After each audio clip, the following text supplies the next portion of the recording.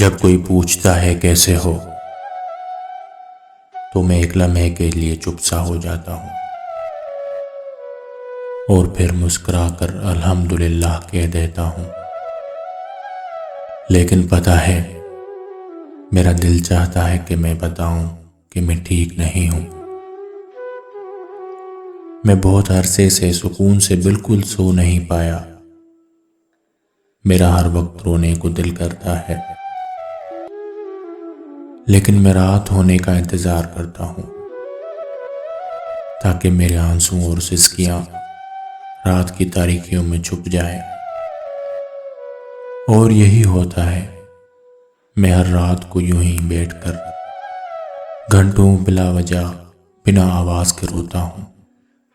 न शिकवा न शिकायत और न ही कोई गिला, बस मेरे आंसू हैं जो रात के पिछले पहर में मेरे साथ होते हैं और मुझे सहारा देते हैं।